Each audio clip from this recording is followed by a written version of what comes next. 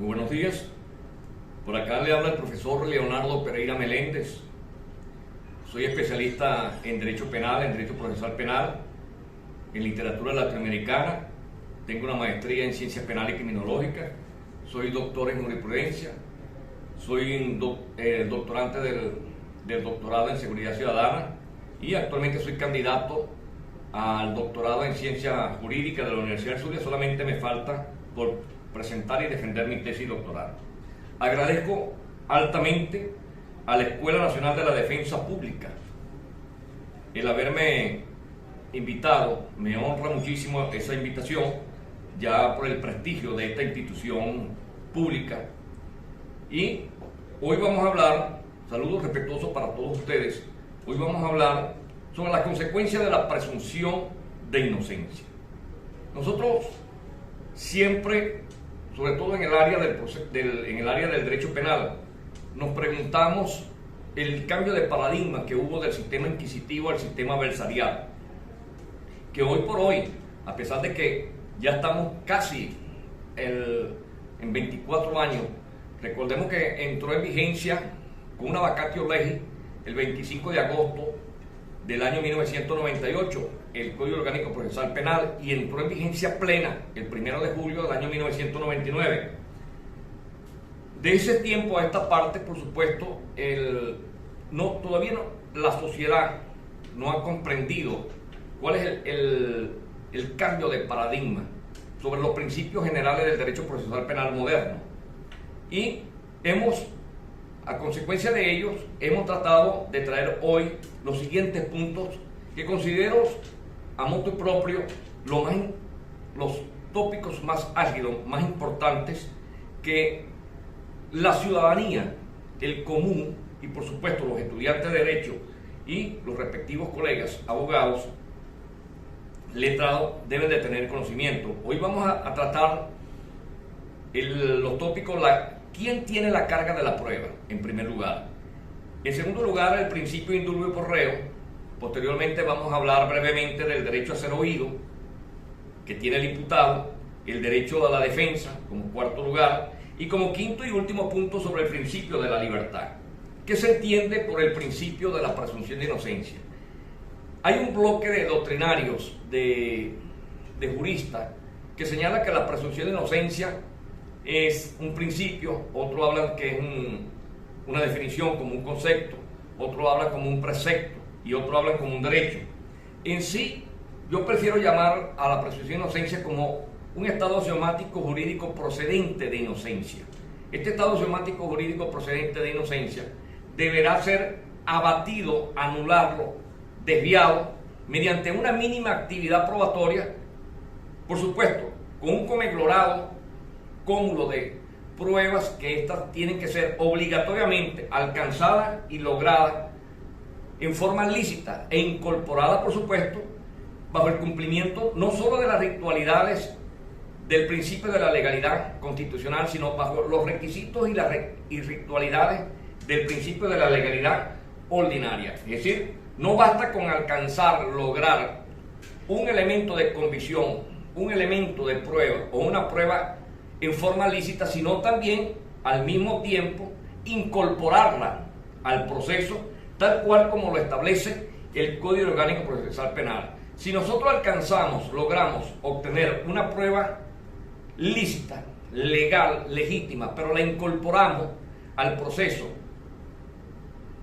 denaturalizando el procedimiento que está establecido en el Código Orgánico Procesal Penal, indudablemente vamos a estar no en presencia de una prueba ilícita, porque fue alcanzada respetándose el debido proceso y los principios y las garantías constitucionales, pero vamos a estar presentes ante una prueba defectuosa, una prueba irregular, por cuanto se incorporó al proceso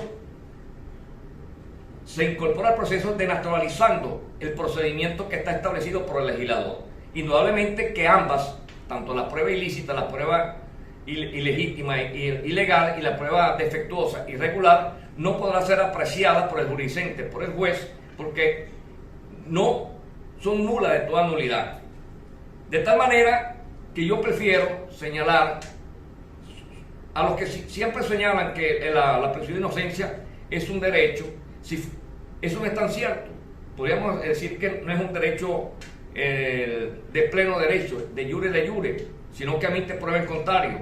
Porque si fuese de pleno derecho, ¿para qué razón se va a llevar al justiciable, al imputado, al acusado, a juicio o al debate probatorio si ya se le considera inocente de pleno derecho? La presunción de inocencia es un estado axiomático jurídico de inocencia,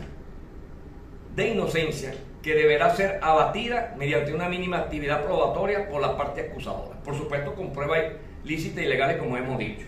Ahora bien, ya entrando, ¿quién tiene la carga de la prueba? En el derecho penal, que es muy distinto al derecho civil, al derecho civil, procesal civil, como bien sabemos que en el derecho civil, quien alega algo, por supuesto, él tiene que probarlo. Tanto el demandante como el demandado en el derecho civil, lo alegado tiene que ser probado durante el proceso civil. Quien alega tiene que probar. En el proceso penal, en el área penal, no. Hay juristas como Jairo Parra Quijano, que para mi concepto es el padre del derecho probatorio en la República de Colombia y uno de los mejores profesionistas que existe en toda Latinoamérica. En Venezuela podríamos citar a algunos juristas venezolanos, como el doctor Ramón Pérez Linares, el doctor Joselito Mayo Rodríguez. Mi persona inclusive coincido con ellos en que en el proceso penal, en el derecho penal, procesal penal, no existe carga de la prueba. Porque no puede existir carga de la prueba porque el Estado, ¿verdad?, quien es el titular de la acción penal, y la ejercita a través del Ministerio Público. Obsérvese que yo digo el Estado y no el Ministerio Público, porque existe un laxo calami por parte de muchos colegas cuando sostienen que el titular de la acción penal es el Ministerio Público. No, el titular de la acción penal es el Estado, quien la ejercita, por supuesto, mediante el Ministerio Público. El Ministerio Público, el fiscal del Ministerio Público es un funcionario de buena fe. Quiere decir entonces que está obligado, así lo establece la Carta Política Fundamental y por supuesto la Ley Penal Procesal Adjetiva por antonomasia, que es el Código Orgánico Procesal Penal, que el fiscal del Ministerio Público está obligado, constreñido a buscar los elementos de convicción, los elementos que inculpen, pero también que exculpen. Es decir, deberá, obsérvese que no es potestativo, no señala la norma podrá, no, es deberá, está obligado el fiscal del Ministerio Público a buscar los elementos de convicción que inculpen, pero también que exculpen a esas personas. Por lo tanto, el Estado no se podría señalar que alguna de las partes tiene alguna carga de la prueba. No se podría hablar de una carga de la prueba positiva, una carga de prueba negativa, como sí se podría hablar y se habla en el derecho civil. En el derecho penal no existe carga de prueba, procesalmente hablando, porque el Ministerio Público es la parte acusadora. Si el Ministerio Público en la fase de investigación está obligado, constreñido a buscar los elementos que inculpen y que exculpen, por supuesto, no hay ninguna carga para ambas partes. Recuerden que entre los sujetos procesales fundamentales, el órgano jurisdiccional es un sujeto, el órgano jurisdiccional, que en este caso particular, el tribunal, es un sujeto procesal fundamental. El imputado, el defensor técnico, la víctima, y por supuesto el fiscal, son sujetos procesales, pero el órgano jurisdiccional no es parte del proceso. Es sujeto procesal, pero no es parte. En cambio, los sujetos procesales fundamentales que he mencionado anteriormente sí son parte. Vale recordar, el imputado, la defensa técnica, la víctima, sus apoderados y por supuesto el Ministerio Público son parte. Entonces quedamos que la carga de la prueba en el derecho procesal penal no existe. Sin embargo, cuando el fiscal del Ministerio Público interpone una acusación entre los actos conclusivos del Ministerio Público, tenemos, por supuesto, vamos a recordarlo rápidamente, el archivo fiscal, el sobrecimiento y por supuesto la acusación fiscal. Si decide, luego de haber concluido, terminado la investigación, que hay elementos propios, pertinentes, lícitos, legales, hay ese cúmulo de probatorio, de acuerdo a la investigación, y decide acusar, entonces él deberá, por supuesto, anular, abatir ese estado semático jurídico procedente de inocencia. Tendrá él esa función de interponer la acusación fiscal, pero deberá probar lo único que se prueba en un debate probatorio. ¿Qué se prueba? ¿Qué es lo único que se va a probar en un debate probatorio? ¿Qué se prueba en el juicio oral y público? La culpabilidad penal del imputado. Nada más. Es lo único que se va a probar, que se prueba en el debate probatorio. Entonces, el Ministerio Público, que es la parte acusadora, deberá probar la culpabilidad penal del imputado, pero para que ello se lleve a cabo, para lograr que se pruebe la culpabilidad penal del imputado, deberá anular, desviar y abatir el estado semático jurídico procedente de inocencia del imputado, que ese es el manto constitucional que la Carta Política Fundamental le ha otorgado a esa persona que ha sido imputada y acusada, que no es sinónimo de ninguna manera equivalente a ser autor o partícipe del delito del cual ha sido incoado o del cual ha sido acusado, porque para ello está el debido proceso y, por supuesto, el juicio previo. Ahora vamos a hablar del principio, brevemente, el principio del indubio pro reo. Para muchos abogados, he observado con algo de preocupación que piensan pues que el principio indubio pro reo va hermanado con el principio o el estado semático jurídico procedente de inocencia. Es decir, que el principio indubio pro reo para muchos es sinónimo del principio de la presunción de inocencia. Y no es así. No es así, porque el principio de indubio pro reo, si bien es cierto que van tomados de la mano del principio del derecho a la defensa y, por supuesto, de la presunción de inocencia, del principio de la legalidad, cada uno de estos principios son autónomos, independientes y tienen su propia naturaleza jurídica. Y lo más importante, que a mí me ha preocupado, porque todavía hay jurisdicentes, hay jueces que yerran, pues, tienen esos laxus calamis, y sobre todo los abogados, los letrados, los licenciados en Derecho, en Ciencia Jurídica, tienden a confundir el principio indubio pro reo con las reglas para la apreciación de las pruebas. Fíjense ustedes, el principio indubio pro reo no es una regla, no es la regla para apreciar las pruebas. Este principio indubio pro reo no es una regla para apreciar las pruebas una vez que haya concluido el debate probatorio, es decir, que se hayan realizado las conclusiones de las partes y, por supuesto, la réplica y contrarréplica si la haya habido. No es una regla. Simplemente este principio indubio pro reo, fíjense bien, observen bien y oigan bien. Este principio indubio pro reo se aplica una vez que ha finalizado el juez, el jurisdicente, cuando le dice a las partes que se va a retirar, ¿verdad?, para su oficina, para su despacho, a deliberar, es decir, porque va a tomar su tiempo debido para valorar cada una de las pruebas ofertadas, promovidas, evacuadas, los datos de prueba, los expertos, los órganos de pruebas testimoniales, las experticias, las pruebas documentales, los informes, etcétera, etcétera, ofertadas por las partes. Una vez que este jurisdicente, que el juez, ¿verdad?, en nuestra legislación, por supuesto, el juez de primera instancia en funciones de juicio, una vez que éste haya ejercitado hermenéuticamente, epistemológicamente, sistemáticamente y metodológicamente la valoración de la prueba, una vez que lo haya hecho, una vez que haya finalizado, si existe incertidumbre dentro de su conciencia, dentro de él, y si existe una leve duda, una mínima duda, una pestañita pequeña de duda, es ahí donde va a aplicar el principio indubio pro reo.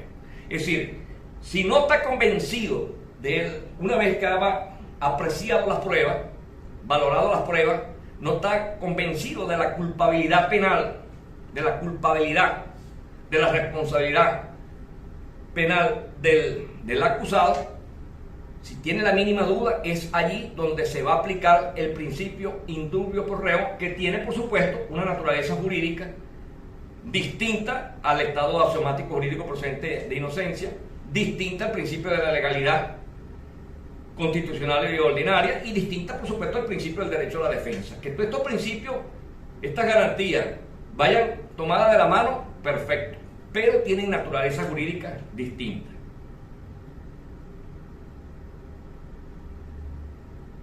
Vamos con el tercer punto, el derecho a ser oído. Bien, ya aquí estamos nosotros en el debate probatorio o en cualquiera de las fases del proceso penal. Muchos doctrinarios, entre ellos Alberto Binder, Cafrata Nore, el mismo Tamayo, José Luis Tamayo Rodríguez, que habla de 4 fases. Alberto Binder y Cafrata Nore hablan de 5 fases del proceso penal. Hablan de la fase de investigación, preparatoria e introductoria. Hablan de la fase intermedia. Hablan de la fase del juicio oral y público, de la fase de impugnación y de la fase de ejecución. Pero en realidad, en nuestra legislación, de acuerdo a la lectura que uno pueda darle al Código Orgánico Procesal Penal, a partir del libro segundo, las fases del proceso penal son 3.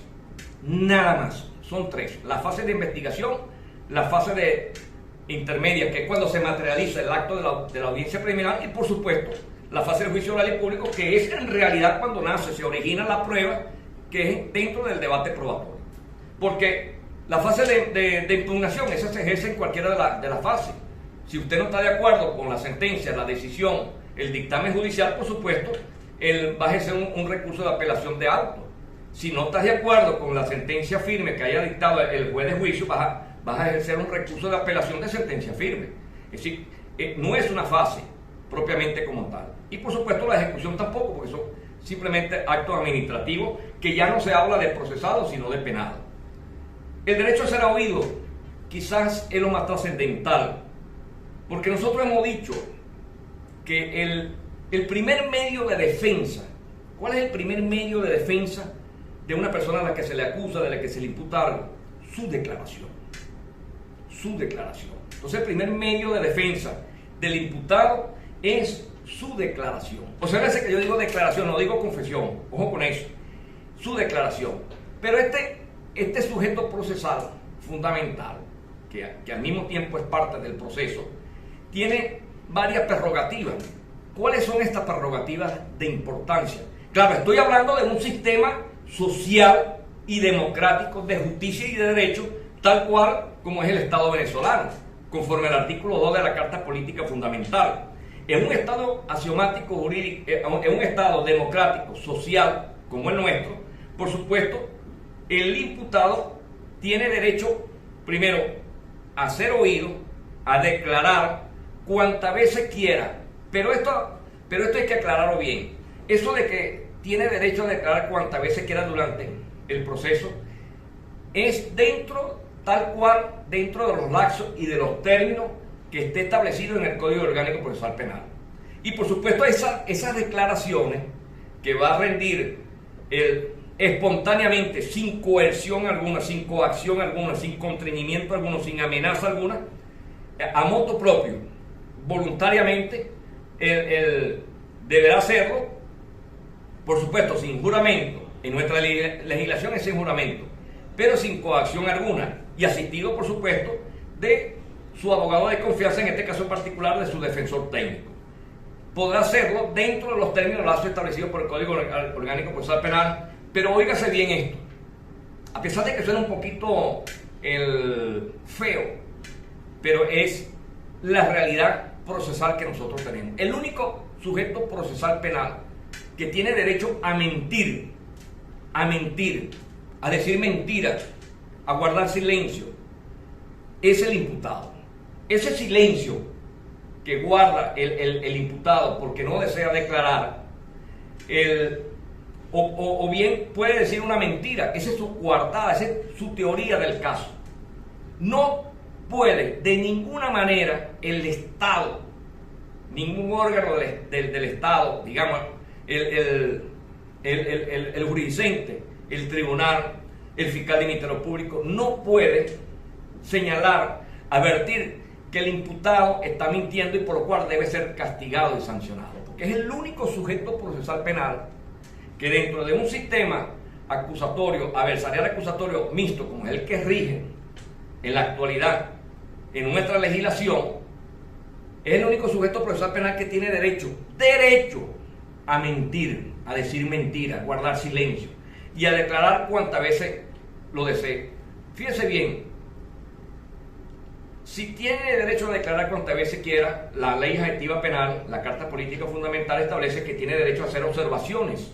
En un debate procesal, en el debate probatorio, en el juicio oral y público, el jurisdicente, el jurisdicente tiene que hacer valer los derechos de las partes.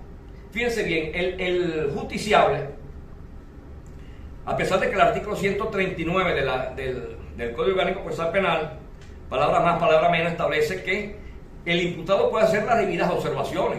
Es decir, cada vez que declara un experto, un perito, un testigo perito, un órgano de prueba testimonial, o es promovida para su lectura una prueba documental, valga la redundancia, un informe pericial, no solamente el imputado puede ejercitar la defensa técnica mediante su abogado de confianza, ¿verdad?, que es quien ejerce la defensa técnica, sino que él puede hacer sus observaciones. Hay muchos jueces que se oponen a que el imputado le haga preguntas directas o algunas observaciones que interrogue directamente a los órganos de pruebas testimonial, por supuesto ofertado por la parte acusadora, que en este caso particular sería el fiscal del Ministerio Público o el acusador particular, el propio, si hubiera la víctima que se hubiese querellado y posteriormente hubiese interpuesto una acusación particular propia. Pues hay jueces que se oponen a ello y señalan, no, que ya el imputado, el acusado, el justiciable no puede interrogar directamente a los testigos, porque eso no lo establece el Código Orgánico Procesal Penal de forma implícita. Señores, pero habría que recordar que el artículo 14, ¿verdad? Anoten por allí, porque yo sé que cuando oigan esto muchos de los litigantes les va a llamar la atención. El artículo 14, numeral 4, literal I, del Pacto Internacional de los Derechos Civiles y Políticos, que es ley de la República, porque los tratados, los convenios, los acuerdos que son suscritos por el Estado venezolano y aceptados, por supuesto, por el Estado venezolano, son ley de obligatorio cumplimiento. Y ese artículo, esa normativa, establece muy claramente, que el acusado puede realizar y hacer preguntas directas al órgano de prueba testimonial, al perito o al testigo, no obstante que ya su defensor técnico haya interrogado, porque él está ejerciendo su defensa material. Entonces, ese derecho de ser oído, para mí, es uno de los principios, de las garantías más importantes, más trascendentales que existe en el derecho procesal penal moderno. Hay que tomar en cuenta, en el momento en que vaya a declarar, por qué razón se guarda silencio. Si guarda silencio, por supuesto, ustedes saben que absolutamente nadie, ni siquiera el jurisdicente, ni siquiera, póngale usted que se ejerció un recurso de casación penal y esté presente el acusado, ni siquiera, si decide guardar silencio, ni siquiera un magistrado de la ilustre sala de casación penal del ilustrado Tribunal Supremo de Justicia lo puede interrogar, porque precisamente guardó silencio. Si guardó silencio es que no quiere declarar. Y por supuesto, es muy fundamental para esto, porque han habido casos donde en el acto del procesal de la imputación, ¿verdad?, o de presentación del imputado, y también en el acto del procesal del acto de la audiencia preliminar o en el debate probatorio, cuando el imputado manifiesta que no desea declarar. Yo he estado en casos, por supuesto que me persigno, ¿no?, y me da temor, porque la parte acusadora, muchas veces el fiscal del Ministerio Público insiste en preguntar al imputado que ha manifestado guardar silencio. Si manifiesta guardar silencio, por supuesto no puede, no debe ser interrogado, porque se violentaría, por supuesto, los principios del derecho procesal penal moderno, el debido proceso y el derecho a la defensa. Vamos al cuarto punto, ya vamos a finalizar con el derecho de defensa. Voy a tomar un poquito de agua rapidito. Ahora sí, el derecho de defensa. Este es otro principio, esta es otra prerrogativa sumamente importante. ¿Ello por qué? Es un sistema adversarial acusatorio. Es un sistema adversarial acusatorio y sobre todo que esté implementado en un estado democrático y social, de derecho y de justicia. De derecho y de justicia, que sea democrático y social, se deben de respetar, acatar el ordenamiento jurídico interno y por supuesto la Carta Política Fundamental y las leyes. Nosotros tenemos las mejores leyes del mundo, tenemos la mejor Carta Política Fundamental. Créanme, tenemos la mejor ley adjetiva penal. Yo he estudiado casi todos los códigos adjetivos de todos los países latinoamericanos, de Costa Rica, Perú, Bolivia, Ecuador, Chile, Argentina, Colombia. En Colombia me han publicado 2 obras jurídicas, en Argentina también, en Chile, en México. Créanme, ahorita en República Dominicana acaba de salir un libro recientemente, Estudio de Derecho Procesal Penal Dominicano, con prólogo del doctor Jesús Enrique Rincón Rincón, que es el presidente de la Academia de Ciencias Jurídicas del Estado Zulia. Y créanme, el mejor código orgánico procesal penal que existe en toda Sudamérica, lo tenemos nosotros, que es el Código Orgánico Procesal Penal. Habría que decir, como decía ese gran maestro, pedagogo, maestro de maestros, Luis Beltrán Prieto Figueroa, nosotros tenemos las mejores leyes del mundo, lo que hay que cumplirlas y hacerlas cumplir. El derecho a la defensa, para mí, comienza a partir del momento, hay algunos doctrinarios y hay otras personas, hay otros abogados que señalan que el derecho a la defensa comienza una vez que la persona ha sido imputada formalmente ante el despacho del fiscal del Ministerio Público. Otro cuando dice no, que comienza a partir del acto de la imputación ante los tribunales. Yo soy de los que piensan, yo me incluyo en ese grupo de los que piensan que a partir del momento en que un ciudadano normal, común y corriente, como ustedes, como yo, se entere por cualquier medio que está siendo investigado por el Ministerio Público, tiene derecho, esta persona que le dicen, Pedro, un ejemplo, Pedro, supe que está siendo investigado en la Fiscalía del Ministerio Público, tal. Lo supe porque estaban hablando en una cervecería, estaban hablando en un abasto, lo oí y bueno, oí tu nombre, me quedé allí y por supuesto te lo estoy informando. Por supuesto, esta persona a partir de allí tiene derecho a comparecer ante el despacho fiscal del Ministerio Público, a comparecer ante la Fiscalía del Ministerio Público y exigirle, fíjense que yo digo exigirle, porque cuando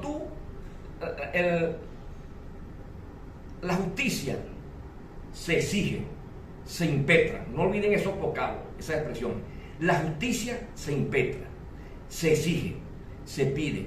Tú no vas a pedir limosna, tú no vas a pedir una dádiva. Los derechos y la justicia se impetran, se exigen.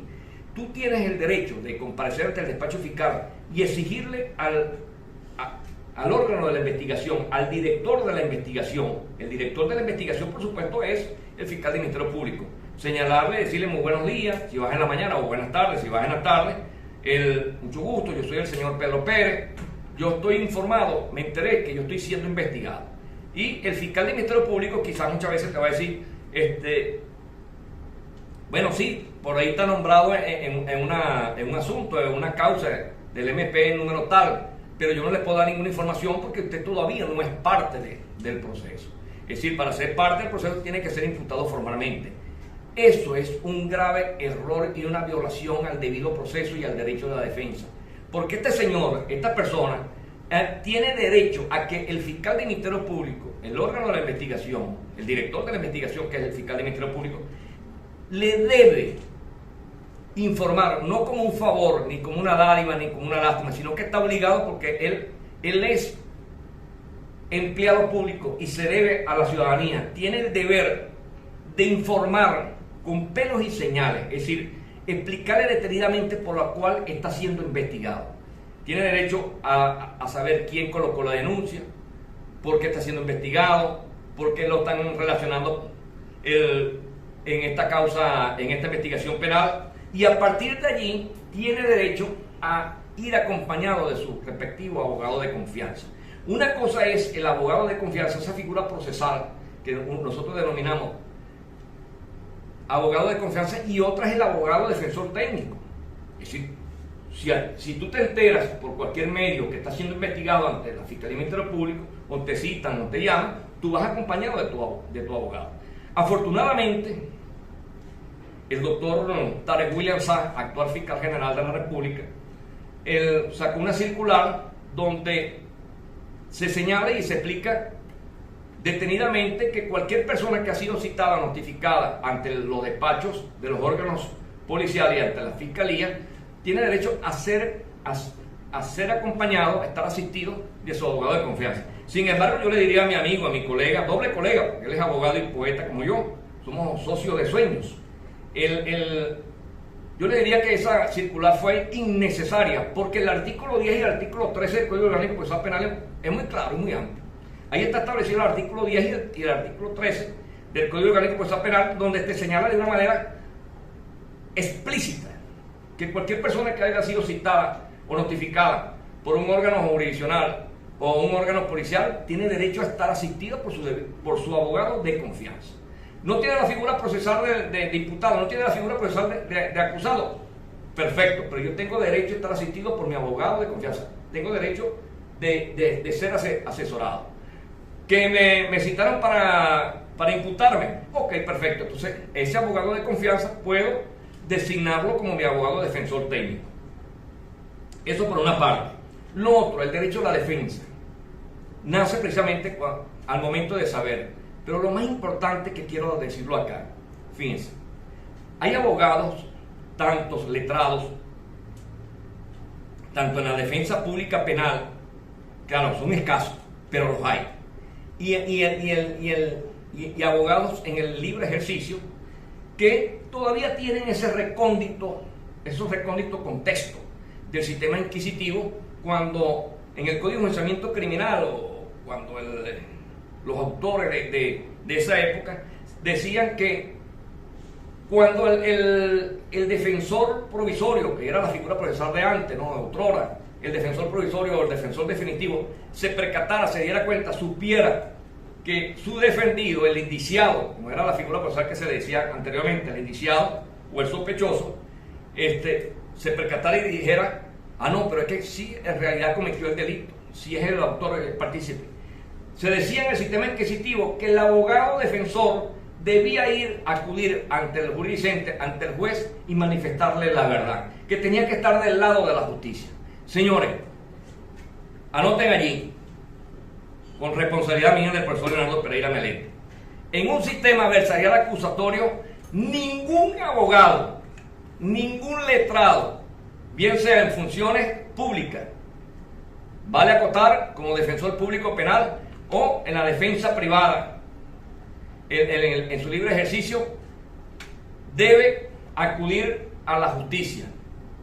Léanse a los grandes, a Zaffaroni, a Caferata Nore, a Alberto Binder, a Rosín, a Claudio Rossi. Se van a percatar que en el sistema adversarial acusatorio el abogado defensor técnico se debe única y exclusivamente es a su cliente. ¿Quién es su cliente? El imputado, el justiciable, el acusado. Usted no debe estar al lado. Se ve un poco feo, yo sé que sí, pero estas son las reglas del sistema adversarial acusatorio.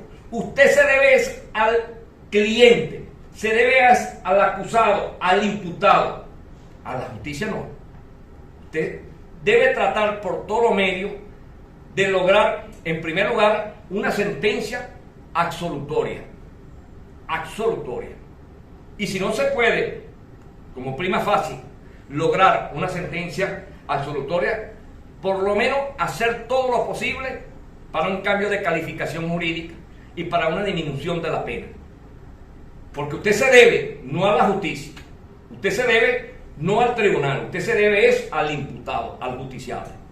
Claro, si hablamos de la defensa privada, el abogado tendrá dos opciones. Una vez que haya oído al ciudadano, a la persona que cometió tal delito, digamos un homicidio calificado, que lo están involucrando en un homicidio calificado, en un delito de abuso sexual, en un delito de trata de personas, en un delito contra la corrupción que está muy en boga hoy en día, en un delito de legitimación de capitales, de blanqueo de capitales.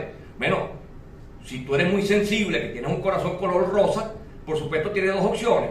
O tú no asumes la defensa, ¿verdad? No asumes la defensa, tranquilamente, no ha pasado absolutamente nada. Pero en el momento que tú asumes esa defensa, usted se debe, única y exclusivamente es al cliente, al imputado y al acusado. Ahora, se preguntarán ustedes, ¿y el abogado defensor público penal? También. El abogado defensor público penal, y le digo algo, no es porque esté aquí hoy en día en la Escuela Nacional de la Defensa Pública. Si bien es cierto, hay algunos abogados de la defensa pública inexpertos que todavía no conocen al dedillo pues lo que es el sistema adversarial acusatorio. La gran mayoría, yo me atrevo a señalar un 90% de los abogados defensores públicos penales están sumamente preparados, tienen una capacidad, se lo digo porque soy amigo de muchos y están preocupados cada momento haciendo talleres, haciendo cursos, diplomados, maestrías, doctorados. Es decir, el abogado defensor público penal es sumamente preparado y ellos saben que se deben no a la justicia, no al tribunal, sino al cliente, porque también están devengando unos vilipendios, es decir, sus honorarios los paga el propio Estado, 15 y último. Por lo tanto, se debe únicamente a su cliente. ¿Qué otra cosa podríamos decir del derecho a la defensa? Para trascender, para ya concluir. Fíjense, al juez de juicio, a la Corte de Apelaciones, cualquier diligencia procesal tiene que motivarla y fundamentarla. ¿Cuáles son los argumentos, la logística? ¿Para qué quieres tú que yo te conceda estas petitorias que tú estás haciendo? Y por supuesto, la defensa técnica, el imputado y la víctima, cada vez que introduzcan su respectivo escrito, tienen que motivar y fundamentarla. Vamos a finalizar ya hablando sobre el principio de la libertad. Fíjense ustedes, es un sistema adversarial acusatorio, ya para finalizar, es un sistema adversarial acusatorio. ¿Cuál es la piedra angular? La piedra angular es que todo el mundo, es decir, la persona que sea acusada, que esté siendo acusada, o que ha sido acusada, imputada, tiene la piedra angular, la regla general es que sea juzgado en libertad. En libertad. Esa es la regla. Por supuesto, salvo las excepciones establecidas en la ley. Salvadas excepciones establecidas en la ley. Esa es la excepción. Valga el pleonasmo. Sin embargo, es alto lamentable que en un tiempo a esta parte, algunos tribunales, algunos jurisdicentes, en algunos pequeños estados, que lamentablemente hay circuitos judiciales penales donde existen códigos orgánicos procesal penal, no sé si son pequeñas reformas, pequeñas modificaciones que le hacen, porque el código orgánico procesal penal es uno solo, se tiene que aplicar a nivel nacional, y en cada estado tienen su manera pues, de aplicar el código orgánico procesal penal, y esa es una violación a los principios y a los derechos, a la garantía del principio de la legalidad constitucional y del principio de la legalidad procesal. Cualquier persona que haya sido acusada, imputada, sobre todo acusada, que esté siendo acusada, es decir, que se haya emitido la acusación, tiene derecho a ser juzgada en libertad, indistintamente de la entidad delictiva, de la penalidad que probablemente de ser condenado se le impusiera. Tiene derecho a ser juzgado en libertad. Ahora bien, podrían surgir varias preguntas, varias interrogaciones, que las vamos a aclarar rápidamente. Cuando el jurisdicente dicta, primero, el juez podrá dictar una libertad plena, es decir, que el imputado, el acusado, vaya a juicio oral y público, no sometido a ninguna medida cautelar sustitutiva de libertad, es decir, no sometido a ninguna medida de coerción personal, no restrictiva de libertad. Por supuesto que sí. Un juez autónomo, independiente, honesto, sobre todo honesto, y que sepa de derecho un poco, de derecho penal, derecho procesal penal y un poco de derecho constitucional, puede muy bien dictar, decidir, ¿verdad?, que admite la acusación fiscal, por ejemplo, admite la acusación fiscal, las pruebas ofertadas, promovidas por ambas partes, por la defensa técnica, por la Fiscalía del Ministerio Público, y en cuanto a la medida de coerción, puede decidir el juez que este ciudadano o los ciudadanos que han sido acusados vayan a juicio oral y público en libertad plena. Estoy hablando no de una libertad plena de sentencia absolutoria, mucho menos de una libertad plena por cuanto se haya emitido un sobrecimiento, no. Una libertad plena que no esté sometido a ninguna medida cautelar sustitutiva de libertad. Puede perfectamente darse esos casos. De hecho, en varios estados se han dado, en el estado de Yaracuy, en el estado de Carabobo, en el estado Lara, donde yo he estado en algunos casos como parte, como sujeto procesal y parte al mismo tiempo, se han dado el caso de ellos. Pero fíjense ustedes, también puede suceder, vamos a la otra interrogante, si el juez dicta una medida privativa de libertad, se viola el estado semántico jurídico procedente de inocencia. Si el juez de control decide, ¿verdad?, dictar una medida privativa de libertad, se viola, se transgrede, se infringe el principio de la presunción de inocencia, el estado semántico jurídico de inocencia. No, yo sé que la mayoría de ustedes pensaban que yo iba a decir que sí. No se transgrede el estado semántico jurídico procedente de inocencia, porque la normativa dice que la regla es que sea juzgado en libertad salvo sus respectivas excepciones. Y por supuesto, si el jurisdicente, el juez, que es autónomo, independiente, honesto y tiene conocimiento del derecho procesal penal moderno y por supuesto del derecho constitucional, decide dictar una medida privativa de libertad, es porque considera que el fomo mori iuri, el peligro in mora, es decir, el peligro de fuga y el peligro de obstaculización están dados, están llenos los extremos y por lo tanto decide dictar una medida privativa de libertad. Ahora surge otra pregunta, otra interrogante. El hecho de que se le haya dictado, que el juez haya dictado una medida privativa de libertad al justiciable, ¿quiere decir que sea culpable? ¿Quiere decir que sea responsable? No, de ninguna manera. El hecho de que se le dicte una medida privativa de libertad al imputado o al acusado no significa de modo alguno que eso tenga que tomarse como un concepto de sinonimia, como un concepto de considerar equivalente a ser autor o partícipe de ese delito. No, señores, recordemos que imputado es una figura procesal que le concede el legislador a aquella persona que ha sido incoada o acusada por el Ministerio Público, que a partir de ese momento obtiene una serie de derechos y una serie de deberes y obligaciones, pero en ningún momento le está diciendo que usted es autor, que usted es partícipe. El hecho de que a mí me dicten una medida privativa de libertad no significa de modo alguno que me deben de considerar equivalente a ser autor o equivalente al delito que se me ha incoado, porque para eso está el debido proceso y el juicio previo. Para eso está el debido proceso y el juicio previo, es decir, el debate probatorio. Entonces, no se viola cuando el jurisdicente, cuando un juez dicta una medida privativa de libertad, no se viola de modo alguno. No se violenta de modo alguno el estado semántico jurídico procedente de inocencia. Al igual pasa con algunos abogados, con algunos colegas, que en los tribunales señalan y dicen, ya se va a iniciar el juicio, yo voy a aprobar la inocencia de mi defendido, o inician su teoría del caso, aperturan cuando se abre el juicio oral y público señalando que ciudadano juez, en el transcurrir del debate probatorio, yo voy a aprobar la inocencia de mi defendido. Por eso que lo miran así como cuando el carajo se va a escapar de segunda base.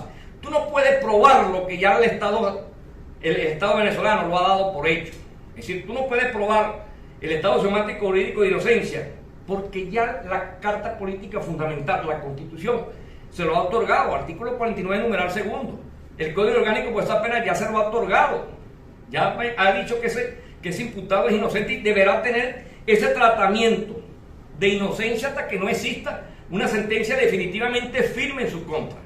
Cuando digo firme es que se hayan agotado o ejercido los recursos ordinarios y los recursos extraordinarios. Es decir, el hecho no se debe nunca señalar y advertir que tú, como abogado defensor técnico, vas a probar la inocencia, porque lo único que se prueba en el debate probatorio es la culpabilidad penal. Ahora, tú dirás, ¿por qué razón el profesor Leonardo Pereira dice que no se prueba la presunción de inocencia? Entonces, ¿por qué razón en la fase de investigación yo introduzco una serie de diligencias procesales? Bueno, eso es muy simple, la respuesta es rápida y simple, clara como el mar. El hecho de que tú tengas ese estado somático jurídico de inocencia que te lo otorga la Carta Política Fundamental, eso no obsta para que tú diligencies, solicites. Por eso es que la acción penal en la fase de investigación no es exclusiva del Ministerio Público, no es exclusiva, es de las partes, de todas las partes, porque la víctima puede diligenciar, impetrar sobre el diligencia procesal y por supuesto el imputado y el defensor también. Entonces, el defensor técnico y más propiamente el imputado puede solicitar una serie de diligencias para demostrar su inocencia. No, de ninguna manera. Es para confirmar. Yo voy a confirmar, mire, ciudadano juez, durante el proceso penal, durante el debate probatorio que se va a dar con las pruebas ofertadas por nosotros, vamos a confirmar ese estado jurídico de inocencia. Vamos a confirmar la presunción de inocencia. Una cosa es confirmar y otra cosa es demostrar. Se debe de señalar es a confirmar ese estado somático jurídico de inocencia, no probarlo porque ya el Estado te lo ha otorgado, te lo ha dado. Ahora, se viola cuando se dicta, y aquí ya finalizamos, medida privativa de libertad. Ya hemos dicho que no, porque la sociedad, cuando un juez dicta una medida privativa de libertad, no está diciendo que el imputado es culpable, no está diciendo que el imputado es partícipe, simplemente que hay elementos de convicción, o sea, están llenos los extremos del fondo uni iure, periculo mora, no se ha dado el principio libertatis, y por lo tanto se va a dictar una medida privativa de libertad.